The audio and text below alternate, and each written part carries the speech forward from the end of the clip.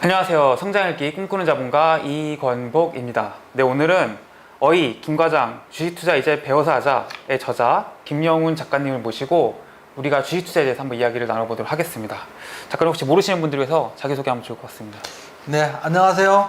어이 김과장 주식투자 이전 배워서 하자 저자 김영훈 대표입니다. 저는 2020년 1월에 여의도에 워렌 증권학원을 설립해서 현재 운영 중에 있습니다. 10여 년 전부터 여러 곳 사이트에서 전문가로 활동하고 있고요. 현재도 활동 중에 있습니다.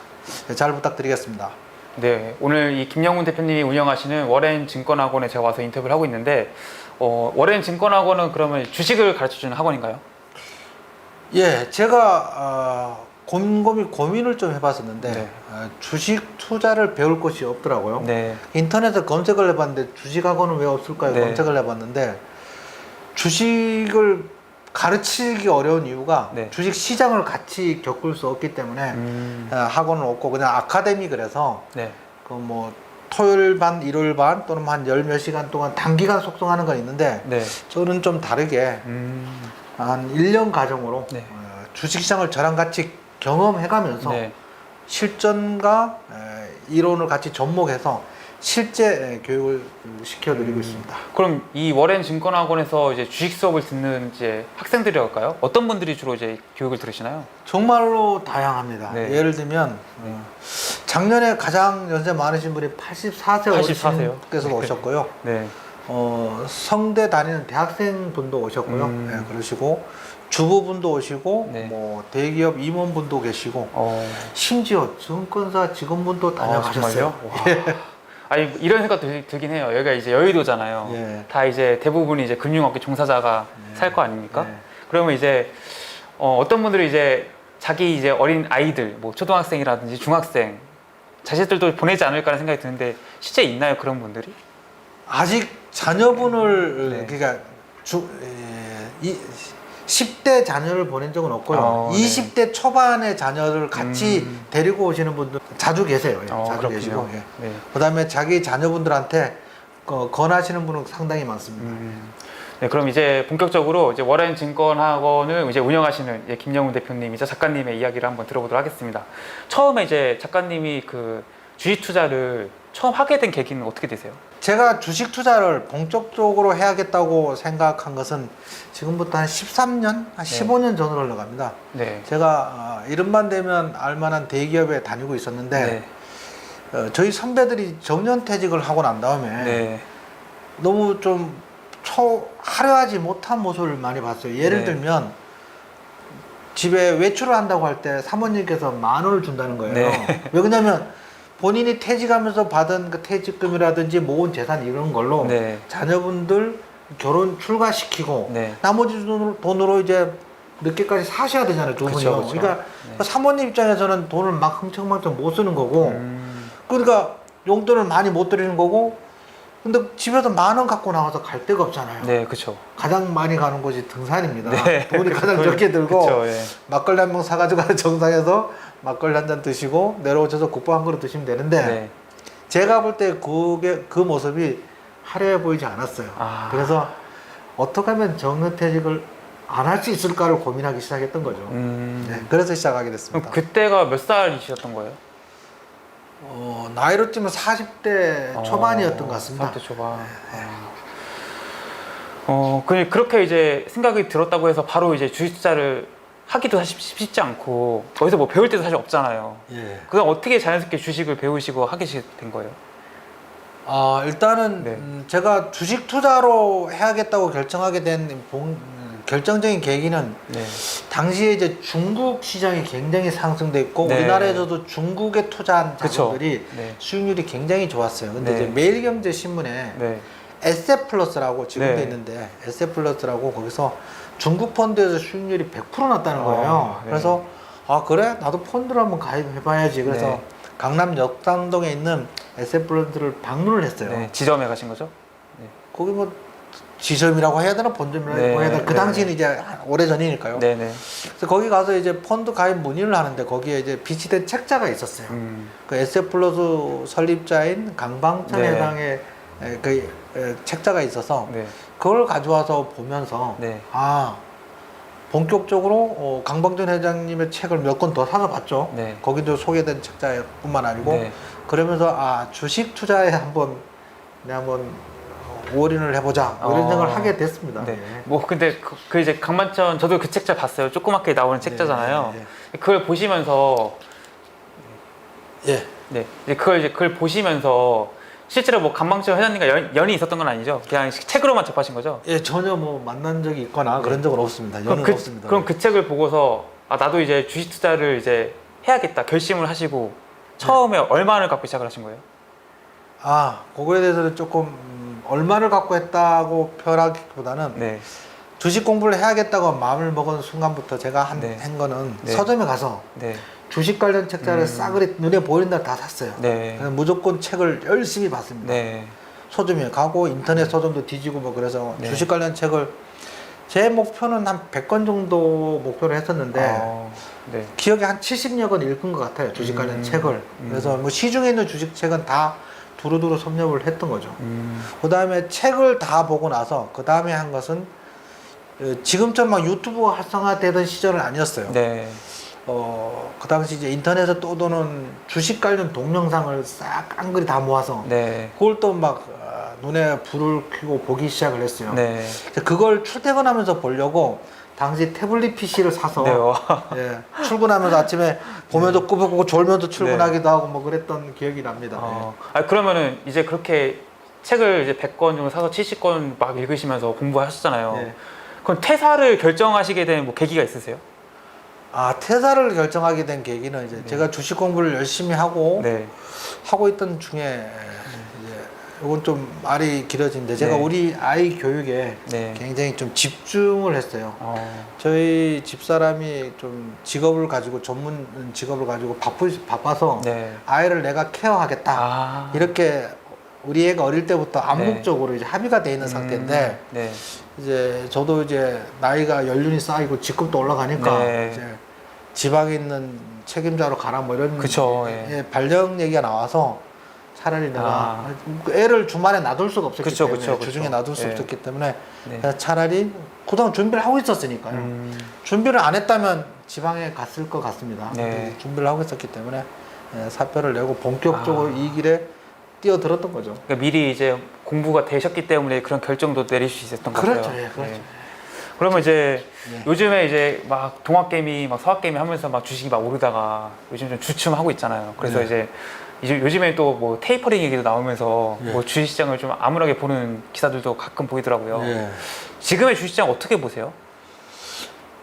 일단은 그 미국 시장이 오락가락 하고 있어요. 네. 예를 들면 언제는 테이퍼링을 한다 그랬다 안 한다 그랬다가 갑자기 ADP 고용 보고서가 갑자기 뭐 고용이 나쁘게 결과가 나왔다가 그쵸. 또 지난 금요일에는 그 생산자 물가 지수가 뭐 급등했다 그러고 그래서 어쨌든 지금 상황은 9월 조정설이 좀 파다했었는데 9월 조정설 파다한 근거가 9월에 테이퍼링을 할 가능성이 높다는 거였어요. 근데 테이퍼링이 이제 그 ADP 고용 보고서가 시장 예상치보다 낮게 나오면서 그 9월을 이제 안 한다 이렇게 물 건너가는 분위기가 되면서 9월 조정설은 잠잠해졌고요. 11월에 이제 테이퍼링은 이루어질 것 같아요. 그러면 9월 달이나 11월까지는 크게 상승하지도 못하지만 하락을 해도 조금 하락을 하거나 말거나 찔끔찔끔 올라갈 듯 그렇게 생각하고 있습니다.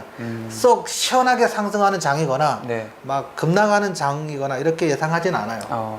많은 이제 이 영상을 보시는 분들은 아마 삼성전자가 가장 궁금해하실 것 같아요. 뭐 사실 얼마 전에도 뭐 반도체 슈퍼사이클인 얘기 나오면서 뭐 10만 전자를 갈 것처럼 막 기사가 되곤 했는데 지금은 뭐 10만 전자 커녕 뭐 8만 원 뭐 그 정도에서 왔다 갔다 하고 있잖아요. 어떻게 보세요, 삼성전자는? 삼성전자는 이제 작년에 6만 원대부터 외국인 기관이 계속 순매도하고 있는 가운데 동학개미들 힘으로 9만 원까지 끌어올렸어요. 그래서 1월 초에 9만 원까지 올라갔는데 제가 우리 교육생들뿐만 아니고 대외적으로 말할 때 지금 삼성전자 주식 투자하면 절대 안 됩니다. 이렇게 얘기를 했었던 것 같아요. 요거 이제 예로 제가 페이스북을 하고 있는데 페이스북에서 어떤 분이 삼성전자 투자를 해도 되냐고 질문을 하길래 네. 지금 외인 기관이 계속 순매도를 하고 있기 때문에 삼성전자 주식 투자는 적절치 않습니다. 이렇게 얘기를 했더니만 그분이 답글을 뭐라고 달았냐면 네. 그래도 우리나라의 가장 좋은 종목이고 네, 그쵸. 가장 예. 안전한 종목 아니냐 그쵸, 예. 이렇게 생각하시죠. 또 답글을 달았더라고요. 네. 근데 주식은 네. 망하지 않을 종목을 사는 게 주식 투자가 아니에요. 네. 올라갈 주식을 사는 거지 음, 망하지 않을 주식을 살 것 같으면 그거는 주식 투자가 아니고 네. 뭐라 그래야 되나요? 그걸 차라리 은행에 예금을 하는 게 낫죠. 그쵸. 삼성전자가 하락할 가능성이 높다면 매수하면 안 되고 상승할 가능성이 높을 때 매수를 해야 됩니다. 어쨌든 그 후로 삼성전자는 외국기관 순매도가 계속 이어지면서 네. 하염없이 하락하다가 네. 얼마 전에 급락을 했었죠. 급락을 해서 지금 7만 원대에서 네. 오르내리고 있습니다. 네.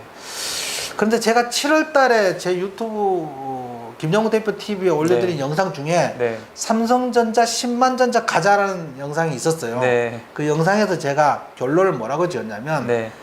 8월 달에 출시 예정인 네. 폴더블 폰이 네. 대박이 예상되는데 네. 얘가 만약에 대박을 친다면 네. 삼성전자가 다시 한번 크게 상승할 가능성이 있다. 음. 그러면서 예를 든 게 네. 1990년, 98년 이때쯤에 네. 1인 1 핸드폰 시대가 열렸어요. 아, 예. 그때 삼성전자 주가가 한 6, 7배 올랐어요. 그러고 나서 2009년, 10년 이때쯤에 2G 폰에서 스마트폰으로 네, 완전히 그쵸. 바뀌면서 네, 그쵸. 또 그 당시에 삼성전자 주가가 굉장히 급등을 했었고요. 뭐 그런 과정이 있었는데 네. 그 지금의 네.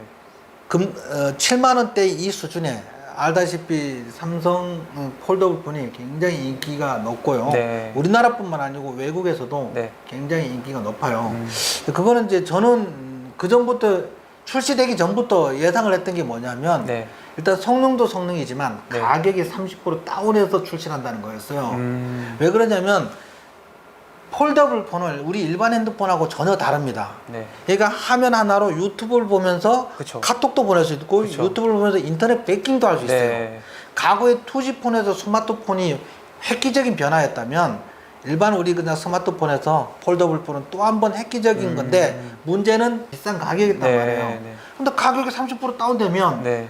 지금 제 주변에도 노도나도 살려는 사람들이 그쵸. 굉장히 많거든요. 그쵸. 예, 그래서 이대로 이 붐이 이루어진다면 그 기대감으로 네. 내년에 많이 팔리더라도 네. 오늘 하반기까지 목표량만큼 많이 안 팔리더라도 네. 지금 이미 전년 대비 10배 이상 판매가 예상되고 있으니까 그 기대감으로라도 계속 상승해서 10만 전자 내년까지는 찍지 갈수 않을까 있다. 예, 그렇게 조심스럽게 네. 예상합니다. 이제 주식을 이제 고를 때 망하지 않을 주식을 고르는 것과 오를 주식을 고른다는 게 이거 완전 다른 거잖아요. 다르죠. 예. 네, 그럼 오르는 주식은 어떤 것들이 오른다고 생각하세요? 이제 주식은 네. 과거하고 지금하고 좀 많이 달라요. 이제 제가 학원에서 수강생분들한테 굉장히 강조하는 부분들이 어떤 얘기냐면 네. 우리가 알던 주식에 대한 이론이나 지식은 네. 2010년 이전의 것들이에요. 네. 근데 2010년 이전하고 지금하고는 시장이 완전히 달라졌고 네. 기법도 달라졌어요. 근데 예를 들면 21 이평선을 이탈하면 손절해야 돼. 네. 21 이평선은 강력한 지지선이야. 네. 근데 지금은 아니에요. 올리는 종목은 기본적으로 21 이평선을 깨고 올라가요. 일부러 그냥 깨고 내려가는 거죠. 왜? 개인 투자자들이 네. 21 이평선을 깨면 네. 손절하는 걸 알기 그쵸, 때문에 예. 그걸 역이용하는 거죠. 그쵸. 예, 그런 것들이 굉장히 많이 있고 또 한 네. 번은 이제 가치 투자 이런 말 네, 들어보셨죠? 그쵸. 가치 투자 말씀 많이 들어봤는데 지금은 가치 투자의 시대가 아니에요. 음. 그거는 이제 과거에 네. 워렌 버핏의 스승 벤저민 그레엄이 증권 분석을 쓰면서 1930년대 증권 분석 책을 쓰면서 가치 투자 이렇게 말을 많이 했는데 그 당시는 회계 기준이 지금처럼 명확하지도 않고 정확하지도 않았고 네. 그다음에 공시 시스템도 불투명했고 네.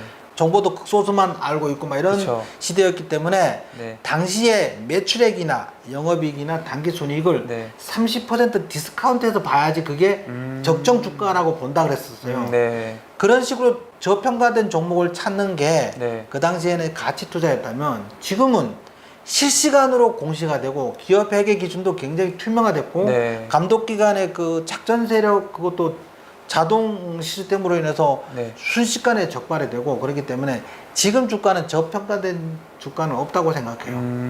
지금 주가가 적정 주가라고 저는 이제 얘기를 해요. 네. 그러면 어떤 종목이 오를 종목이냐? 네. 미래에 기대가 있어야 되는 거죠. 주가는 어차피 지금 실적으로 올라가는 게 아니고 미래 기대치로 올라가는 거거든요. 네, 네. 예를 들면 테슬라 예를 들어볼까요? 네, 네. 테슬라가 올해 처음으로 겨우 네. 흑자 전환했어요. 네. 근데 흑자 전환도 제대로 된 흑자 전환이 아니에요. 네. 그게. 그런데 지금 주가가 이 10년 전 7달러여서 지금 액면 분할하기 전 가격으로 환산하면 한 3,000달러쯤 되니까 7달러가 3,000달러까지 올랐어요. 그쵸, 예. 그 이유가 매출이 많이 나서 는 게 아니란 말이에요. 기대감이 오른 것처럼 지금은 기대감이 상승 가능성이 높은 기대감이 높은 종목을 투자하는 것이 적절한 투자라고 생각하고 과거에 그 워렌 버핏이 주로 하던 가치 투자는 이거는 네. 지금 시대는 맞지 않다. 그게 제 의견입니다. 그럼 이제 뭐 우리가 흔히 얘기하는 뭐 PBR 이런 것들을 좀 보는 게 이제 과거의 방식이라는 말씀이시죠?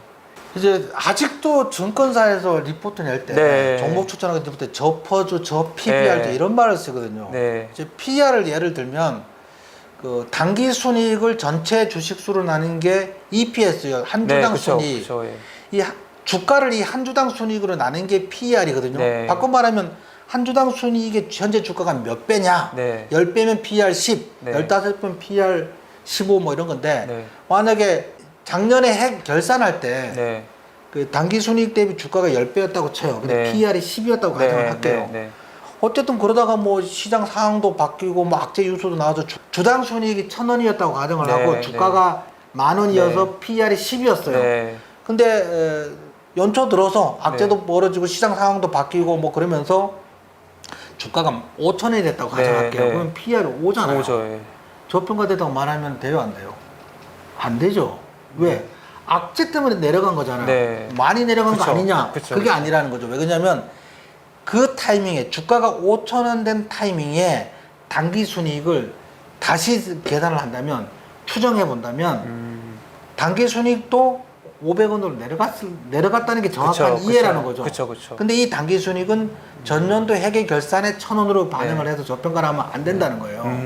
그런데 그 실시간으로 추정 단기 순이익을 내는 거는 현실적으로 좀 불가능해요. 매출 얘기하면 나올 수 그쵸, 있지만 그쵸, 단기 그쵸. 순이익은 네. 좀 영업 비용뿐만 아니고 영업의 비용, 뭐 영업 수익뿐만 아니고 영업의 수익 이런 것들이 막 복합적으로 돌아가기 때문에 그쵸. 실시간으로 단기 순이익을 추정하는 건 불가능하기 때문에 PER로 저평가됐다고 말하면 어렵다.